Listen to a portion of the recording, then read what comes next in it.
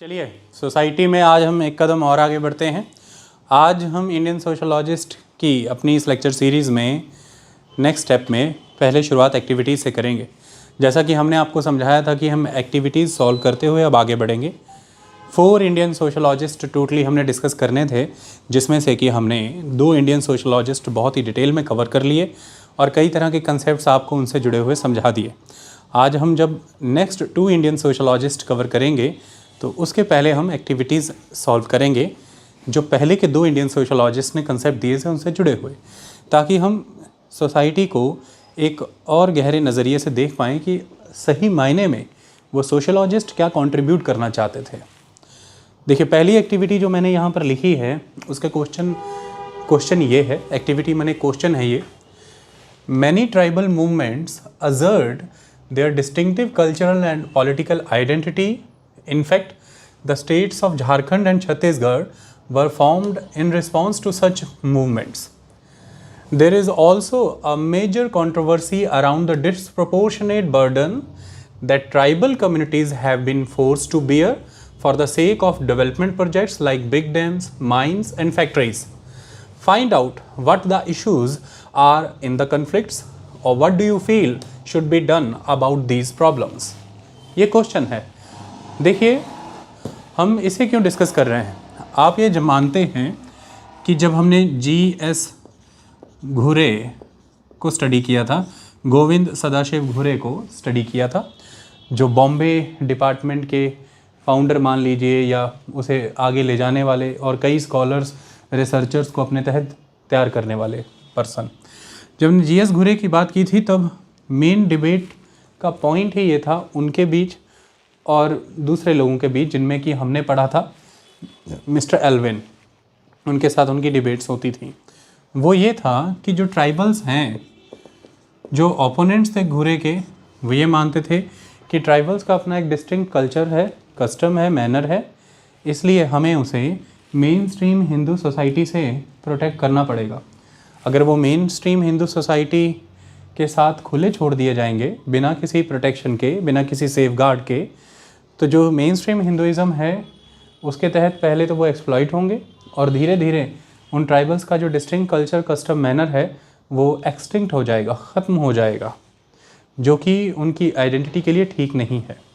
लेकिन वहीं दूसरी तरफ G.S. घुरे का पॉइंट ऑफ व्यू ये था कि वो जो क्लासिकल टेक्स्ट वेस्टर्न थॉट्स के द्वारा डेवलप किए गए हैं, उनके तहत जिस तरह की ट्राइब्स को इमेजिन किया गया है, इंडियन ट्राइब्स उससे डिफरेंट कैरेक्टर रखती हैं। ये कम्प्लीटली आइसोलेटेड वर्जन में कभी भी भारत में एग्जिस्ट नहीं करती रही हैं। इनके हमेशा मेन स्ट्रीम हिंदुइज़्म के साथ एक्सचेंजेस होते रहे हैं, संबंध रहे हैं। तो ये मेन स्ट्रीम पॉपुलेशन के साथ इंडियन ट्राइब्स किसी ना किसी मैनर में कनेक्टेड रही हैं, उन्होंने ये सिद्ध किया। ऐसे में वो ये मानते थे कि ट्राइबल्स का अपना जो डिस्टिंक्ट कल्चर, कस्टम, मैनर है, वो उनका अपना एक रहन सहन है जो भारत में क्षेत्र के आधार पर भी बदल जाता है। जैसे कि यहाँ पर बोलियाँ बदल जाती हैं थोड़ी ही दूरी जाने पर, लेकिन यदि आप ओवरऑल स्कीम के तहत काउंट करेंगे तो वो भी हिंदुइज़्म में ही काउंट होते हैं। कहानी सिर्फ इतनी है कि अगर हिंदुइज़्म में हम लोगों का विकास देखें तो विकास के क्रम में कुछ प्रथम पंक्ति में खड़े हैं, कुछ आगे खड़े हैं जो काफ़ी एडवांस कर चुके हैं, कुछ अभी उस स्टेज को अचीव करेंगे जो बीच में है, कुछ जो अभी भी बैकवर्ड स्टेट में है। तो कहानी इतनी सी ही है कि जो ट्राइबल हैं वो काफ़ी बैकवर्ड हैं as compare to the main stream Hindu population. लेकिन ऐसे में इन्हें एक टोटली आइसोलेटेड कम्युनिटी काउंट करते हुए इनका distinct culture, custom, manner, religion मान लेना ये ठीक नहीं। आप इन्हें बैकवर्ड हिंदू मान सकते हैं और ऐसे में उनको डेवलप करना है, जिसके लिए रिफॉर्म्स ज़रूरी हैं। G.S. घुरे का मानना था कि विश्व भर में रिफॉर्म्स के कुछ इनेविटेबल आउटकम्स होते हैं। जब भी रिफॉर्म्स आएंगे, पहले तो हिंदुइज़्म की ही बहुत सी प्रथाएं हैं, स्वयं उनको भी रिफॉर्म होना है नई आवश्यकताओं के अनुसार। और जब रिफॉर्म्स आएंगे तो कम्युनिटीज़ का कुछ स्तर पर एक्सप्लॉयटेशन भी होगा और कुछ कस्टम, कल्चर, मैनर्स ख़त्म भी होंगे, एक्सटिंक्ट भी होंगे। ये भारत की ट्राइबल सोसाइटी से एक्सक्लूसिवली जुड़ा मुद्दा नहीं है, भारत के सभी बैकवर्ड और डाउन ट्रोडन सेक्शंस के साथ जुड़ा हुआ ये मुद्दा है।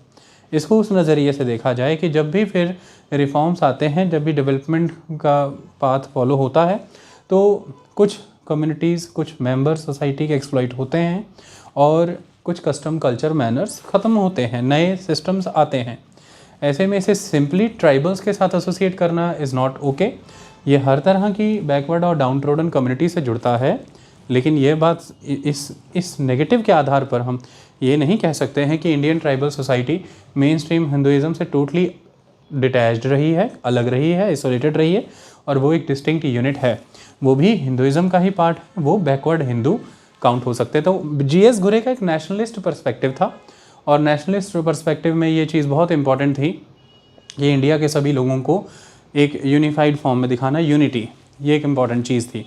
और रिफॉर्म्स लेकर के आना, किसके अंदर, ख़ास तौर पर हिंदुज़म के अंदर, और जो हिंदुज़म के अंदर बैकवर्ड और डाउन ट्रोडन सेक्शंस हैं उनको भी आगे लेकर के आने की बात करना। इसी कॉन्टेक्स्ट में ये सवाल पूछा गया है, एक्टिविटी पूछी गई है कि आज की कंटेम्प्रेरी सोसाइटी की अगर हम बात करें तो आज भी हम ये इश्यूज़ फेस करते हैं। और वो इश्यूज़ यही हैं कि अगर जीएस घुरे की बात बिल्कुल करेक्ट है तो फिर ट्राइबल सोसाइटीज़ के द्वारा अपने डिस्टिंक्ट कल्चरल और पॉलिटिकल आइडेंटिटी को ध्यान में रखते हुए लगातार कई मूवमेंट्स क्यों की गई। वो मूवमेंट्स हुई हैं, इसलिए आप देख सकते हैं कि कई नए राज्य भी बने, जैसे सन 2000 के अराउंड बिहार से झारखंड निकला और मध्य प्रदेश से छत्तीसगढ़ निकला। तो ये प्रेडोमिनेटली ट्राइबल एरियाज़ हैं, ट्राइबल स्टेट्स हैं। इसके अलावा अगर हम देखें तो आज के भी डेट में चाहे वो यूरेनियम माइनिंग की बात हो, बॉक्साइट माइनिंग की बात हो, चाहे वो किसी तरह के डेवलपमेंट प्रोजेक्ट के तहत डैम्स बनाने की बात हो, और अभी अभी जेवर एयरपोर्ट जब बना उत्तर प्रदेश में, तो चाहे एयरपोर्ट्स बनाने की बात हो, एयरपोर्ट, डैम प्रोजेक्ट, हाईवेज़ का पेनिट्रेशंस करना, नई तरह की मिनरल्स को माइन करने के प्रोजेक्ट्स, नई आयरन एंड स्टील इंडस्ट्रीज, फाउंड्रीज़, इस तरह के किसी भी तरह के इंफ्रास्ट्रक्चर वर्क हैं, आप ट्राइबल सोसाइटीज़ के द्वारा इसकी ओपोजिशन देखते हैं, प्रोटेस्ट होते हैं। तो आज की डेट में हम ये मानते हैं कि जो डेवलपमेंट हो रही है नेशन की, उसकी जो असल कीमत है वो आदिवासियों को पे करनी पड़ रही है, वो बर्डन बियर कर रहे हैं इन डेवलपमेंट प्रोजेक्ट्स का। इसी कॉन्टेक्स्ट में हमें ये सारे सिनेरियो को आज डिस्कस करना है। जीएस घुरे के पॉइंट ऑफ व्यू भी हमने आपको बता दिया, ओपोनेंट्स क्या कहते थे वो भी हमने आपको बता दिया, और बाकी ये इशू पर्टिकुलरली मैं आपको क्लियर कर दूं कि उस लेंथ और डेप्थ में तो हम नहीं कवर कर पाएंगे जैसा हमने पॉलिटी में कर दिया है। पॉलिटी में tribal issues, tribal communities, Indian tribes, schedule 5 और शेड्यूल 6 के चैप्टर्स के तहत जो लेक्चर्स डिलीवर किए गए हैं उसमें ये बहुत ही डिटेल में कवर्ड है। ज्योग्राफी के लेक्चर्स में भी ये बहुत डिटेल में कवर्ड है, जब हमने एनवायरनमेंट के पोल्यूशन से रिलेटेड लेक्चर्स किए थे कि भाई इन सोसाइटीज़ के ऊपर क्या इम्पैक्ट पड़ता है। चाहे हमने यूरेनियम पोल्यूशन की बात की हो, जिसमें रेडियो एक्टिव वेस्टेज की बात की थी, इन सब चीज़ों के तहत ये बहुत डिटेल्ड में डिस्कस है ऑलरेडी। हर एरियाज़ में, इकोनॉमी में भी हमने बहुत डिटेल में डिस्कस किया है। आज हमें आपको सिर्फ इस एक्टिविटी के माध्यम से उन पॉइंट्स से अवगत करवाना है जो इसमें कवर हो सकते हैं, हमें उसे डिस्कस करना है। चलिए दो चीज़ों को यहाँ पर समझने का प्रयास करते हैं। पहला क्वेश्चन ये है कि व्हाट द इश्यूज़, ये कन्फ्लिक्ट जो आते हैं इसमें इश्यूज़ क्या है, और आपको क्या लगता है कि क्या करना चाहिए इन प्रॉब्लम्स को ख़त्म करने के लिए। What do you feel should be done about these problems, इनके विषय में क्या करना चाहिए, ये बड़ी चीज़। सबसे पहले तो हम कन्फ्लिक्ट को समझें, ये महत्वपूर्ण है।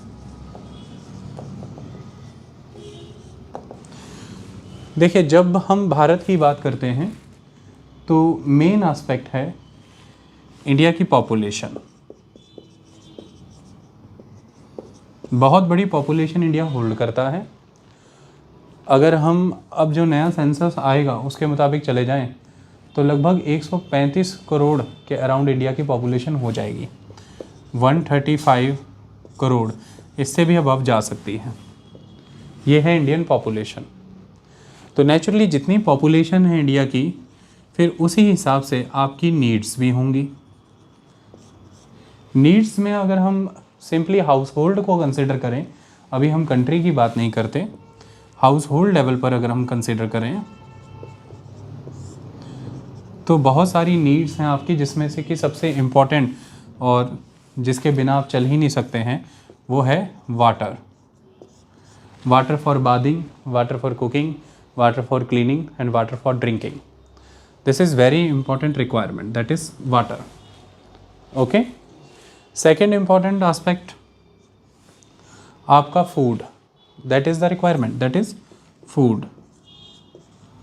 फूड में सभी तरह की चीज़ें आ जाती हैं, जैसे कि वेजिटेबल्स आ जाती हैं, फ्रूट्स आ जाएंगे और सीरियल्स आ जाएंगे।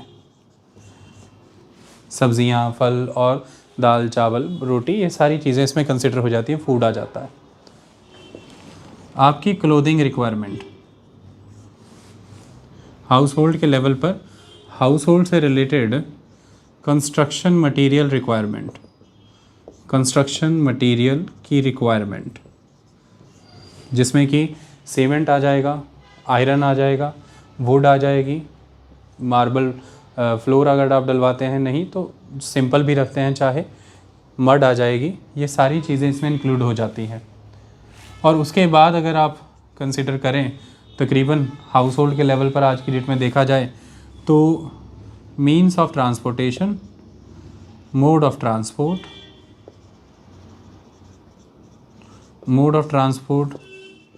मीन्स ऑफ ट्रांसपोर्ट काउंट कर लें आप, व्हीकल, कन्वेंस, जिनके माध्यम से आप आते जाते हैं कहीं पर भी। सबसे बड़ी चीज़ है भारत में ये जनसंख्या। इतनी बड़ी पॉपुलेशन की वजह से एक बहुत बड़ा प्रेशर क्रिएट होता है हमारे देश के रिसोर्स बेस के ऊपर।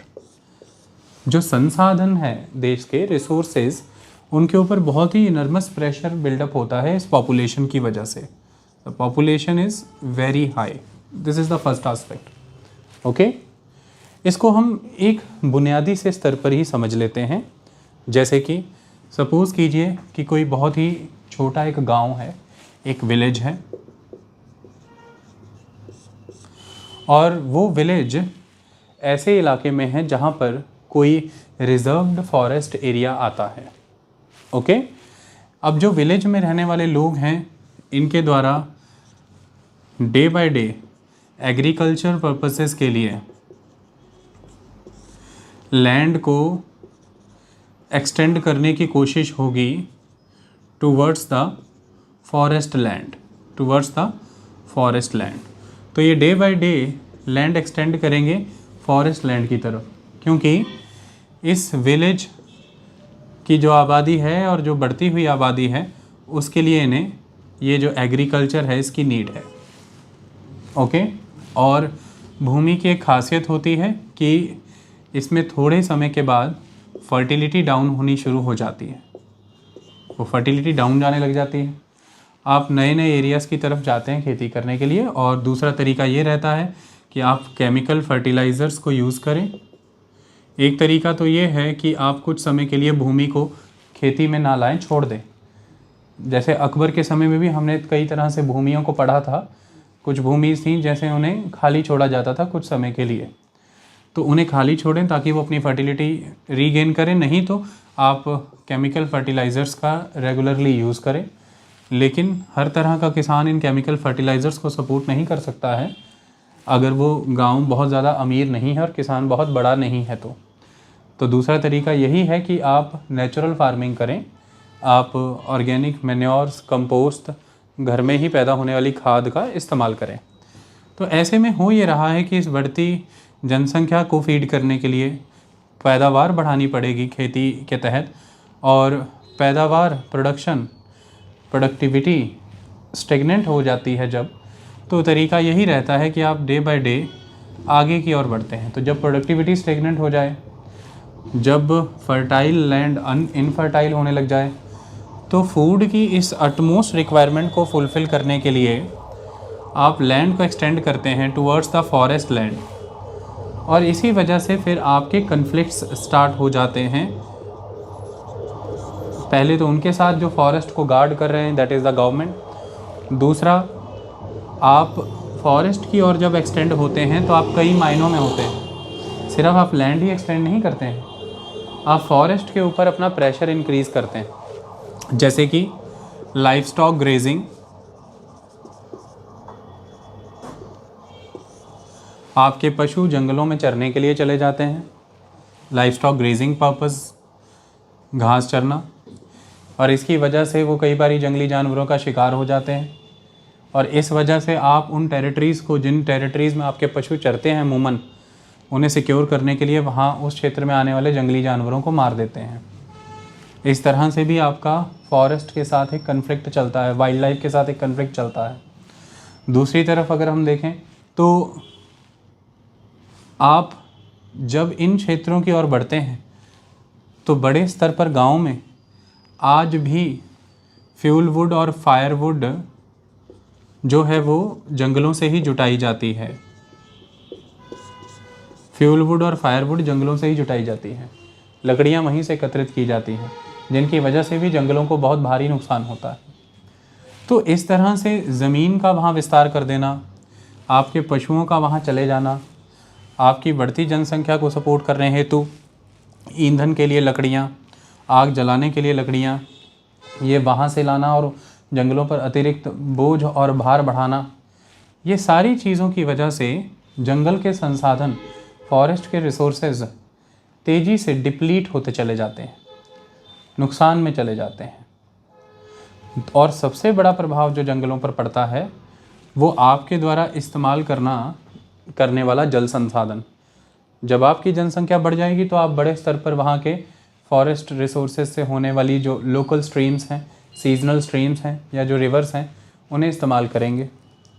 और ऐसे में दूसरी तरफ आप लकड़ियाँ और पेड़ों का सफाया कर रहे हैं, जिसकी वजह से जो सॉइल है वो वीक पड़ती चली जाती है फॉरेस्ट की, और जो सॉइल का मॉइस्चर रिटेंशन कैपेसिटी है वो भी रिड्यूस हो जाता है। और जब बारिशों के मौसम में बारिश पड़ती है तो मिट्टी को काट करके बहा देती है, इससे कि उस जंगल की सॉइल को भी नुकसान होता है, नदियों के तल को भी नुकसान होता है क्योंकि वो मिट्टी से ऊंचे हो जाते हैं, वाटर होल्डिंग कैपेसिटी रिवर की कम पड़ जाती है, और ज़्यादा से ज़्यादा मिट्टी काटते हुए पानी नदियों में बह करके समुद्र की ओर या बड़ी नदियों से मिल करके समुद्र में चला जाता है, सिंचाई योग नहीं रह पाता है। और ऐसे में आपकी बढ़ती आबादी की वजह से आपके जंगल पर दबाव इसलिए भी बढ़ते चले जाते हैं क्योंकि आपको पानी की आवश्यकता हर तरह की हाउस होल्ड एक्टिविटी के लिए ज़रूरी है, फिर चाहे उसमें आप खेती जोड़ें या फिर घरेलू आवश्यकताएं। इसकी वजह से आप जो अवेलेबल वाटर सोर्सेज हैं उन्हें भी बड़ी तेज़ी से एक्सप्लॉइट कर लेते हैं, जिसकी वजह से वहाँ के पशु पक्षियों को भी पीने योग्य जल कई बार नहीं मिलता। इस तरह से आप एक छोटे उदाहरण को अगर इमेजिन करें तो आप फॉरेस्ट के ऊपर प्रेशर क्रिएट करते हैं। ये तो एक गांव का उदाहरण था। अब आप इसे बड़े स्तर पर लेकर के आइए, जब आप इसे देश के स्तर पर देखते हैं, आप जंगल में रहने वाले जीव जंतुओं से भी कन्फ्लिक्ट कर रहे हैं, मैन एंड एनिमल का कन्फ्लिक्ट बढ़ रहा है, इस वजह से तेज़ी से उनके शिकार हो रहे हैं, जिसकी वजह से जो शिकार करने वाले जानवर हैं उनका शिकार ख़त्म होता जाता है, फिर वो जंगल से गांव की ओर भागता है और गांव से पशुओं को ले जाना चाहता है। इसकी वजह से वो शिकार करने वाले जानवर गांव के लोगों के द्वारा मार दिए जाते हैं। तो इस तरह से ये कन्फ्लिक्ट बढ़ रहे हैं। आपके पशु वहाँ चले जाते हैं, वो शिकारी जानवर उनका शिकार करते हैं तो भी आप उन्हें मार देते हैं। आप ग्रेजिंग ग्राउंड्स डेवलप करने के लिए पेड़ों को काट देते हैं ताकि धूप पहुँचे और यहाँ पर घास के मैदान पैदा हो जाएं।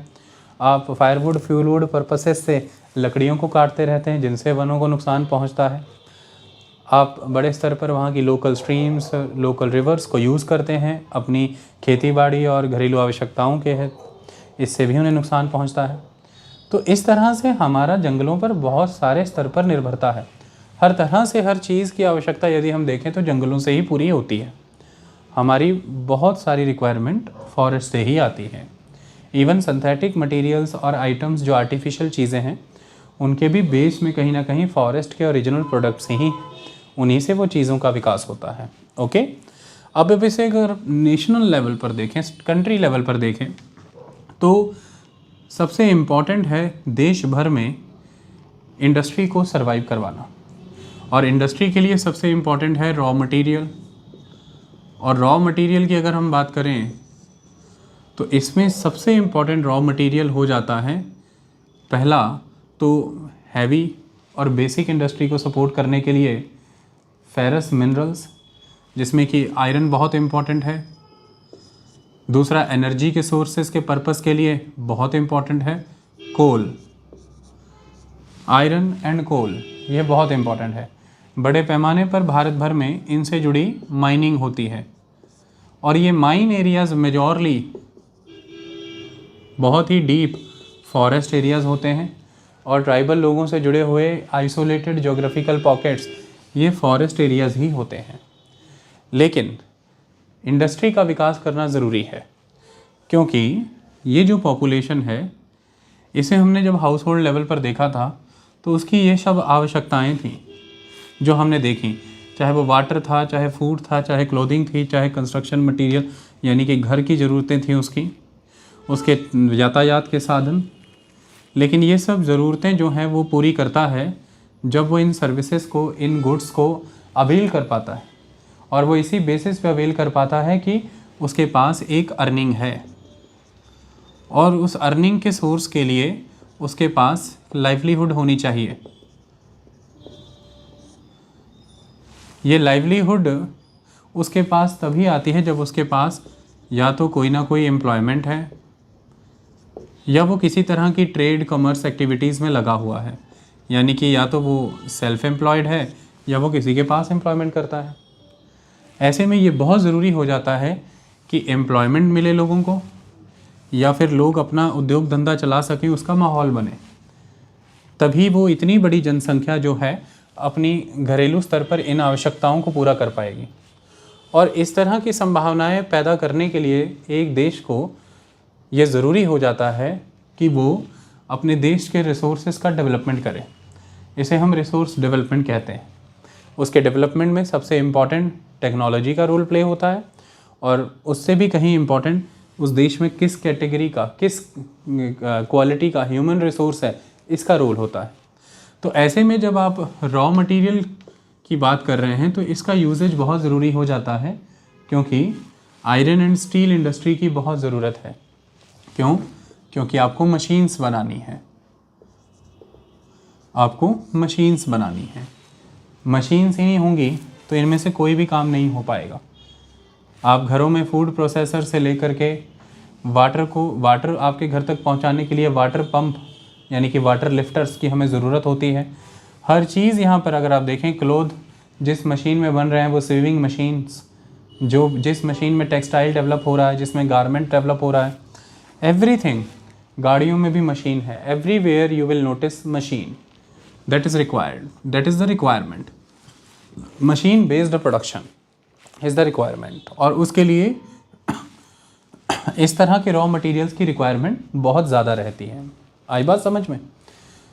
जिसमें कि मैंने ये बुनियादी आपको आयरन लिखवाया है, बहुत सारे अदर मिनरल्स हैं, हम उसकी तरफ नहीं जाएंगे, मेटल और नॉन मेटल। और इसके अलावा आपके उद्योग धंधे चल सकें उसके लिए उन्हें चाहिए पावर, उसके लिए उन्हें चाहिए कोल, या फिर डायरेक्टली यूज़ करें कोल को, या इलेक्ट्रिसिटी सप्लाई के लिए कोल का इस्तेमाल हो।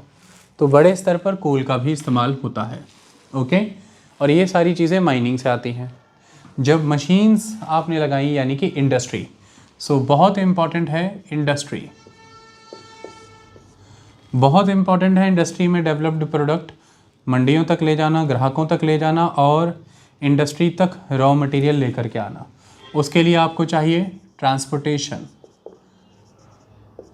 ट्रांसपोर्टेशन के अंदर आपको उस तरह के व्हीकल्स भी चाहिए और उस तरह का रेल का, वाटरवेज का, रोड का, एयर का ट्रांसपोर्ट मोड भी चाहिए। आपको हर तरह के यातायात के साधनों की आवश्यकता है। इसके लिए रोड एक्सटेंशन करना, वाटरवेज का डेवलपमेंट करना, एयरवेज का डेवलपमेंट करना, रेलवे डेवलपमेंट, रेलवे एक्सटेंशन करना, ये सारी चीज़ें ज़रूरी हो जाती हैं। जितने बड़े स्तर पर इंडस्ट्री लगेगी, जितने बड़े स्तर पर शहरों का निर्माण होगा, अर्बन एरियाज़, अर्बन लाइफ का निर्माण होगा, उतने ही बड़े स्तर पर पानी की मांग बढ़ेगी, वाटर की रिक्वायरमेंट बढ़ेगी। तो उतने ही बड़े स्तर पर फिर हम जितनी भी रिवर्स हैं उनके तहत जो पानी है उसे टैप करेंगे, उनको एक्सप्लॉइट करेंगे।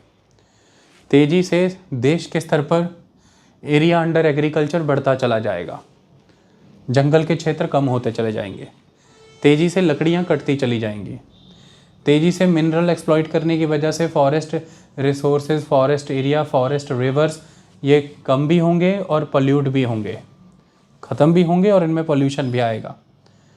ये सारी चीज़ों की वजह से एक्चुअल में जो लोग उन जंगलों में रहते हैं उनकी लाइफ थ्रेटेंड है, उनकी लाइफ एक कंटिन्यूअस थ्रेट में है। क्योंकि चाहे आपने वहाँ से कोई हाईवे प्रोजेक्ट निकालना है, चाहे कोई रेलवे प्रोजेक्ट निकालना है, चाहे वहाँ पर आपने कोई इंडस्ट्री लगाई है या कोई डैम लगाया है या कोई इंफ्रास्ट्रक्चरल प्रोजेक्ट है जैसे कि कोई हॉस्पिटल, कॉलेज, यूनिवर्सिटी, कुछ भी आपने वहाँ पर किया है, इन सभी चीज़ों के लिए आपको रिक्वायर्ड है लैंड। और रिसोर्सेज की खासियत है कि वो ऐसे लैंड में अवेलेबल है मेजॉरली इंडिया में जो कि डीप पॉकेट है फॉरेस्ट एरियाज़ की। और रिसोर्सेज के बिना देश इस समय चल नहीं सकता क्योंकि कारण है पॉपुलेशन। एक तो 135 करोड़ जनसंख्या, उस पे से देश की राजनीति का कंसेप्ट डेमोक्रेटिक है जिसके तहत एक सिंगल सिटीजनशिप वाया हर किसी के पास जो एक सिटीजनशिप है, सभी नागरिक हैं और सभी समान नागरिक हैं, तो सबको एक बेटर लिविंग स्टैंडर्ड देना देश का संकल्प होता है, ये देश की प्रतिज्ञा है अपने नागरिकों के प्रति। और इसके तहत उन्हें बेहतर रोज़गार के अवसर, बेहतर घर, बेहतर आने जाने के लिए सड़कें, यातायात के माध्यम, बेहतर दवाइयाँ, बेहतर शिक्षा, ये सब चीज़ें बेहतर देनी है। और जिसके बेस में लैंड है, ये लैंड हमें तेज़ी से इस्तेमाल करना है, चाहे फिर वो एग्रीकल्चर लैंड को नॉन एग्रीकल्चरल एक्टिविटीज़ में कन्वर्ट करना हो और एग्रीकल्चर लैंड को फिर उन एरियाज़ में एक्सटेंड करना जहाँ पर अभी तक एग्रीकल्चर नहीं हो रहा था, तो भी फॉरेस्ट का नुकसान होगा। या सीधे फॉरेस्ट एरियाज़ में ही इस तरह के प्रोजेक्ट्स लगाए जाना जिनके बिना काम नहीं चल सकता, क्योंकि देश को एक विकास देना है, इतने लोगों को भोजन देना है। मैं उदाहरण के तौर पर ही आपको कहता हूँ, अगर ग्रीन रेवोल्यूशन ना आता तो आप इतनी बड़ी जनसंख्या को भोजन कैसे खिला पाते। तो उस ग्रीन रेवोल्यूशन के लिए आज बड़े स्तर पर फर्टिलाइज़र प्लांट्स लगाने पड़ेंगे। फर्टिलाइज़र प्लांट्स एक रिक्वायरमेंट है, आप इसे नहीं मना कर सकते। पहले तो इसके लिए ही ज़मीन चाहिए, इसके द्वारा बेअंत वेस्ट भी पैदा किया जाएगा, उसे आप पानी में ही डिस्कार्ड करेंगे, सॉइल भी पॉल्यूट होगी इससे। फर्टिलाइज़र प्लांट को रेगुलरली मशीनरीज भी चाहिए और रेगुलर रिपेयर के लिए कई तरह के कंस्ट्रक्शन मटेरियल भी चाहिए। फर्टिलाइज़र प्लांट को चलने के लिए एनर्जी का सोर्स भी चाहिए, इलेक्ट्रिसिटी चाहिए, कोयला चाहिए। अब वो आप लेकर के आए, कई बार आप उसे डैम के वाया हाइड्रो पावर के रूप में डेवलप करेंगे, कई बार कोल के वाया थर्मल पावर के रूप में डेवलप करेंगे, लेकिन इस फर्टिलाइज़र प्लांट को तो चाहिए। तो ये जो फर्टिलाइज़र प्लांट्स हैं, इनकी वजह से आपका ग्रीन रेवोल्यूशन सपोर्ट होगा, क्योंकि केमिकल फर्टिलाइज़र्स यहीं से बनते हैं। और ग्रीन रेवोल्यूशन का बेस ही इन 3 स्तंभों पे खड़ा है: on time water, high yielding variety seeds और फर्टिलाइज़र्स, केमिकल फर्टिलाइज़र्स। ये तीन चीज़ें नहीं मिलेंगी तो ग्रीन रेवोल्यूशन नहीं चल पाएगा, जो कि आज की डेट की ज़रूरत बन चुका है इतने लोगों को यदि भोजन देना है।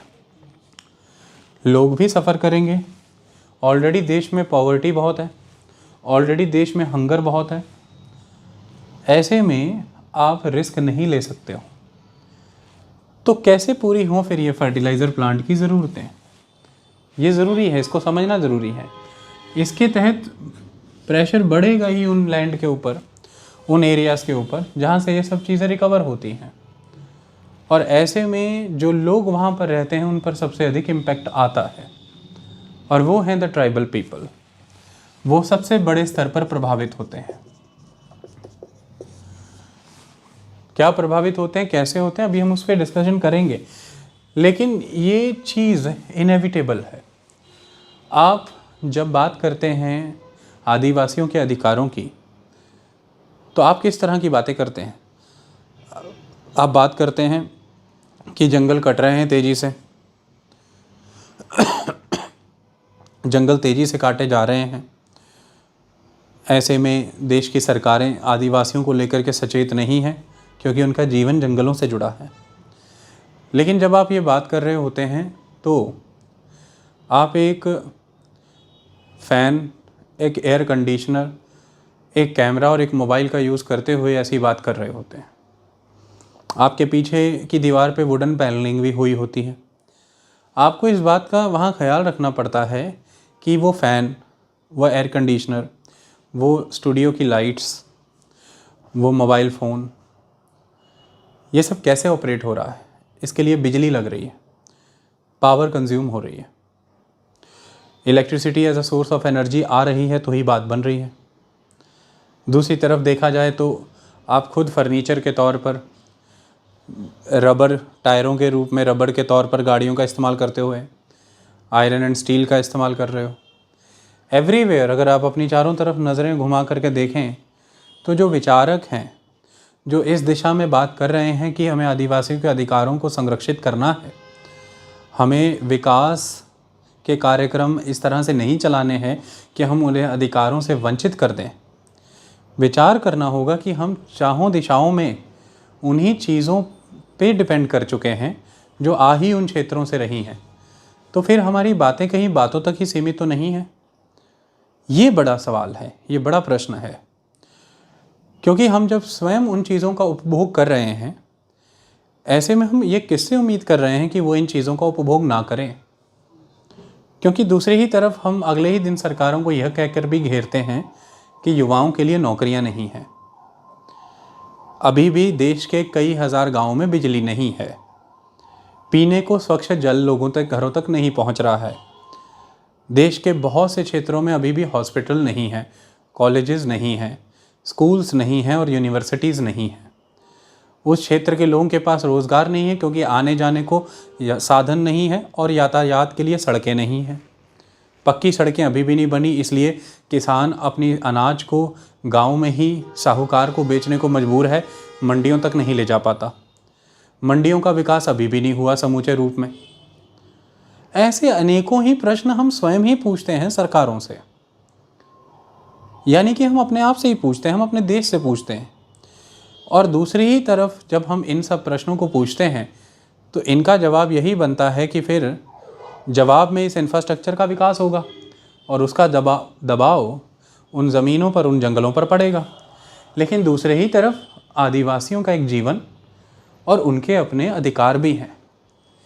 सारी बात इसी तरह से कन्फ्लिक्ट में डेवलप होती है। एक तरफ एक आधुनिक मनुष्य की आवश्यकताएं हैं, विकास है जो कि अनिवार्य है, वरना इतने बड़े स्तर पर जो जनसंख्या की वृद्धि हो चुकी है पूरी पृथ्वी पर, उसे भोजन दे पाना संभव नहीं होगा, बेहतर जीवन दे पाना संभव नहीं होगा। आप वापस उसी काल में चले जाएंगे जहाँ पर कुछ राजा महाराजाओं के घरों में तो दिए जल जाया करते थे, अमूमन कोठड़ियाँ अंधकार में ही रहा करती थीं। जहाँ पर इतिहास सिर्फ उस राजा महाराजा के घर और उसके द्वारा किए गए कुछ बेनेवलेंट कामों के इर्द गिर्द ही घूमता है, आम लोगों की झोपड़ियों में क्या चल रहा था वो किताबों तक पहुँच ही नहीं पाया। तो हम उसी दौर में चले जाएंगे। कोई भी ऐसा चाहेगा नहीं। विकास सबको चाहिए, रोज़गार सबको चाहिए, बेहतर जीवन सभी चाहते हैं। ऐसे में क्या किया जाए कि किस तरह से उस सभी में आदिवासी भी आ जाएं, उनका भी संरक्षण हो और उनका भी विकास हो। तो सबसे पहला स्टेप ही है कि जब भी आपके सामने इंटरव्यू पैनल के द्वारा, एग्ज़ाम में, मेंस में या प्रीलिम्स में भी मल्टीपल चॉइस क्वेश्चन के रूप में इस तरह के प्रश्न आ जाएं, आप प्रैक्टिकल बने। उत्तर भावुक होकर के नहीं दिया जा सकता। आपका चरित्र भावुक हो यह बिल्कुल सही है, लेकिन इमोशनल हैं आप, ये बहुत अच्छी बात है, ये आपको बेस देता है लोगों से जुड़ने का। लेकिन हर इमोशनल एलिमेंट के ऊपर एक स्ट्रॉन्ग कवच, एक कोटिंग होनी चाहिए एक रियल इंटेलेक्चुअल पर्सनैलिटी की, ताकि आप बायस्ड ना हो जाएं, आप इम्बैलेंस्ड ना हो जाएं, आप एक तरफा बात ना करें। आप ऐसे ही सोल्यूशन समाधान दें जो प्रैक्टिकल भी हों, पालन करने योग्य हों, अन्यथा आप केवल भावुक ही रह जाएंगे। तो इस नज़रिए से हमें इस समस्या को देखना होता है। लेकिन यह प्रमाणित बात है कि समस्या तो है, बड़े स्तर पर है, और हमने कोई बहुत over the top rocket science जैसी चीज़ें नहीं, हमने बहुत छोटी छोटी बुनियादी बातें ही की और हमें इतने में ही इमेजिन हो गया कि समस्या तो है। आज अगर आप भारत में देखें, उद्योग धंधों की आवश्यकताएं हैं, युवाओं की देश से ये अपेक्षाएं हैं कि आने वाले समय में हमें बेहतर कामकाज, बेहतर रोज़गार और काम करने के नए अवसर यदि मिलने हैं, तो उसके लिए ये बहुत ज़रूरी है कि आप बहुत ही फास्ट पेस ट्रांसपोर्टेशन का मोड डेवलप करें। और आप देखेंगे तो भारत सरकार ने राष्ट्रीय गतिशील अभियान भी चला दिया इसके लिए। तो ऐसे में आप देख रहे हैं बहुत चौड़े एक्सप्रेस वेज बन रहे हैं जगह जगह पर। एक तरफ सरकारें इन्हीं एक्सप्रेस वे के आधार पर आपसे वोट मांग रही हैं, और आप, देश का सारा मीडिया, देश का सरकारी तंत्र और ऑपोजिशन के लीडर्स भी क्रेडिट लेने ही के नाम पर अगर बात कर लें, तो जो आधार है, जो ध्येय है विकास का, वो इन्हीं प्रोजेक्ट्स को मान रहे हैं। लेकिन इन्हीं इकोनॉमिक कॉरिडोर्स की बात कर लें, एक्सप्रेस वेज की बात कर लें, स्टेट हाईवेज से नेशनल हाईवेज की बात कर लें, कोस्टल रोड्स की बात कर लें, भारतमाला परियोजना मैंने पढ़ाई है उसकी बात कर लें, हज़ारों लाखों हेक्टेयर ज़मीनें इनमें चली जाती हैं। किसानों से लैंड एक्वायर किया जाता है, और मेजॉरली लैंड एग्रीकल्चरल लैंड, क्योंकि अब उत्तर प्रदेश में जो भी एक्सप्रेस वे या इकोनॉमिक कॉरिडोर हैं वो बहुत ही रिच एग्रीकल्चरल एरिया से होकर के गुजरते हैं, वो लैंड एक्वायर किए जाते हैं। ऐसे में लैंड अंडर एग्रीकल्चर इस सेंस में रिड्यूस होता है। लेकिन दूसरी तरफ देश की आबादी सेंसस बाय सेंसस बढ़ती जा रही है, तो भोजन कैसे देंगे उन नए जुड़ रहे लोगों को? उसका तरीका फिर यही है कि जो बची ज़मीन है उसमें पैदावार बढ़ाएं, और उसका तरीका फिर यही है कि आप केमिकल फर्टिलाइज़र्स का इस्तेमाल करेंगे। तो हम तो बच ही नहीं सकते हैं इस तरह की इंडस्ट्री से, इस फैक्ट्री से जहाँ से ये फर्टिलाइज़र्स प्रोड्यूस हो रहे हैं। और उन फर्टिलाइज़र्स को रॉ मटेरियल के तौर पर बहुत सारे केमिकल्स चाहिए, एनर्जी के सोर्स के तौर पर इलेक्ट्रिसिटी चाहिए, उन्हें कोयला चाहिए, उन्हें मशीन चाहिए, उन्हें ज़मीन चाहिए इससे फैक्ट्री लगाने को, उन्हें शेड बनाने के लिए शीट्स चाहिए, उन्हें तो सब कुछ चाहिए। तो दबाव तो संसाधनों पे और बढ़ेगा आने वाले समय में, ये कम तो नहीं किया जा सकता।